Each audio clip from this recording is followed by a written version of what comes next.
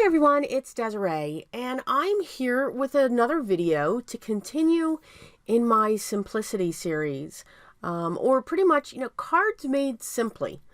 And what I mean by that is it's pattern paper, it's scissors, and maybe sentiments that you're going to stamp. So no die cutting, no ink blending or anything else, just simply paper. Because that's really what this is all about. So this is the paper pad that I'm going to be working from. Now, again, this was from my stash. I believe when it comes to the majority of my pattern papers, they do come from Michael's. So I don't know when I got this. I couldn't even tell you. Whenever I visit Michael's often, and as I'm walking through, when I see their pattern papers, I just pick them up. So I'll try to link that down below. It is called Blue Blossoms, but I think I got that over a year ago. So again, we're just going to look at paper, the pattern paper here. Now, this was something else that I found at Michael's. Now, be careful because, wow, yeah.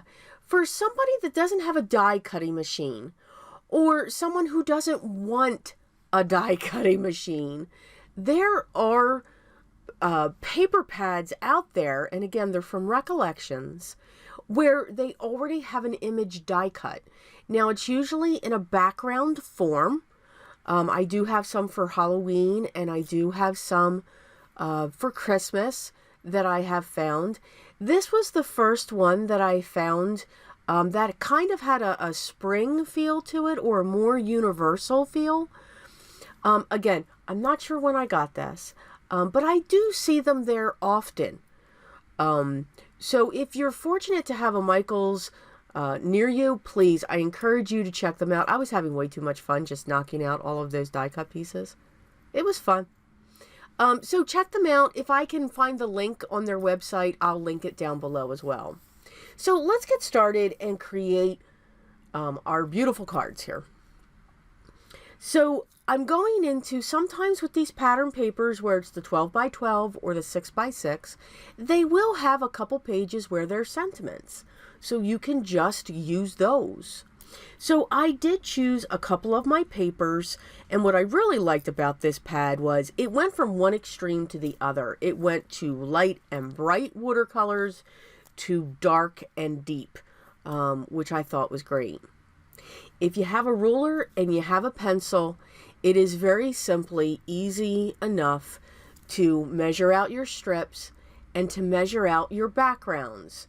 So again, our card bases are usually 4 1/4 by 5 1/2, and that will be my standard card base. And of course, it will be top folding. So depending upon what size, I can make this 4 1/4 by 5 1/2, or I can measure it out to be 4 by 5 1/4.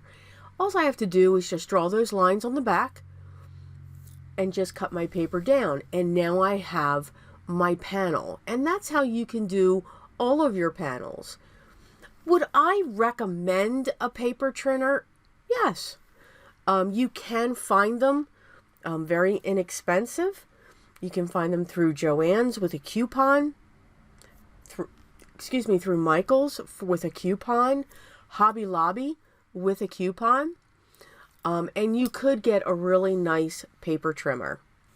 You can see once we've cut down our panel, I am going to use my liquid adhesive. Now, the liquid adhesive I am using is my Art Glitter Glue. That is one of my top favorites.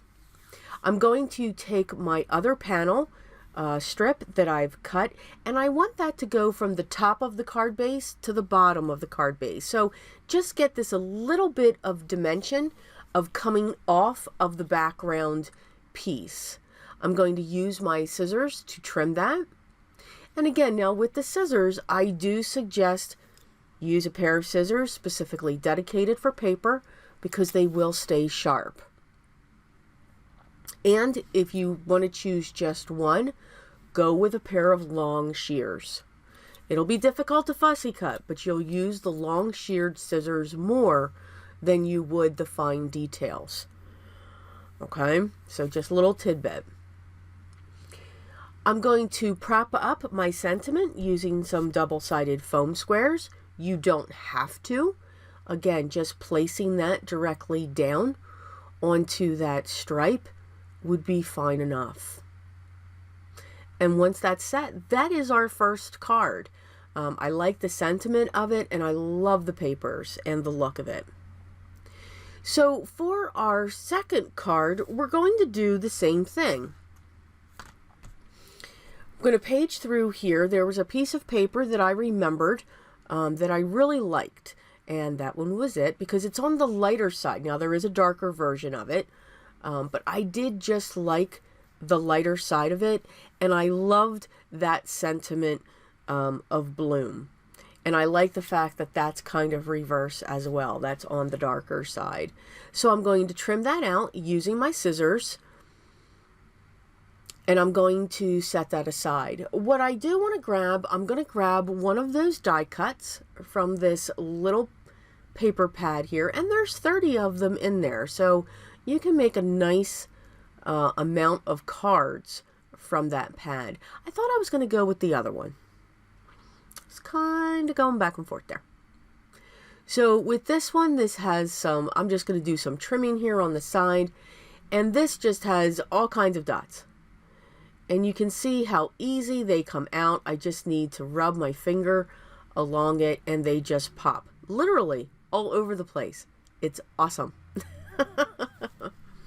But once I have those that I want removed, I'm going to come in with my scissors. So I'm kind of removing the dots of where I want to cut along. So it's going to give me that guide so that I don't cut out of sorts, so to speak, because I just want this to be a background for my design. But I do want to be able to see the watercolored flowers to come through it as well. So this is going to be like an accent piece for me, in a way. And I'm just going to finish trimming that out. So that's the piece that I have right now. Got to clean up a little bit here. All that stuff's all over the place. So now I'm just playing with the placement. I do, as when I was looking at this, to me it was just a little bit bigger than what I wanted. Because again, I really did want to see the pattern paper more. So here I'm just going to cut out some more notches just to bring it to a smaller point at the top.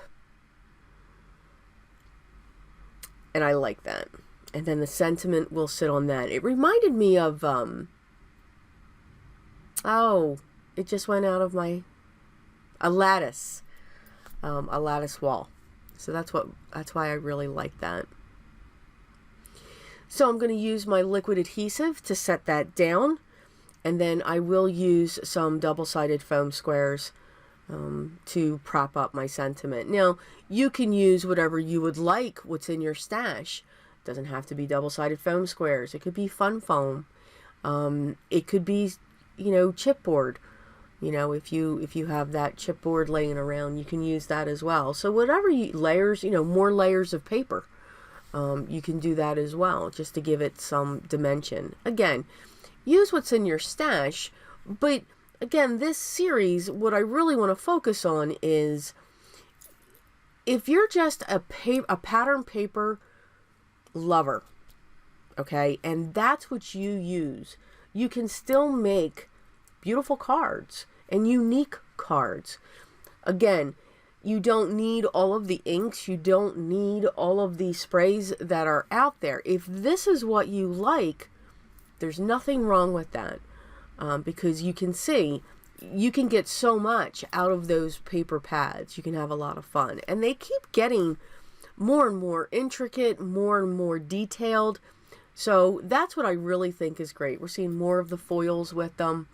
They're really getting creative because, again, maybe you don't want to get into those techniques, and that's okay. So I do hope you enjoyed this video. As always, we have some close-ups of the cards that we made today. And the products, if I can find them, I will link them down below in the video description. If you have any questions or comments, leave those down below and I'll get back to you as soon as I can. I want to thank you so much for stopping by and spending just a little bit of time with me today. If you haven't already, I'd love for you to subscribe and tune in for the next video. You don't want to miss it. Here are a few other videos I thought you might be interested in the Simplicity series. I hope everyone's having a great day. Remember, take care, but remember what's most important.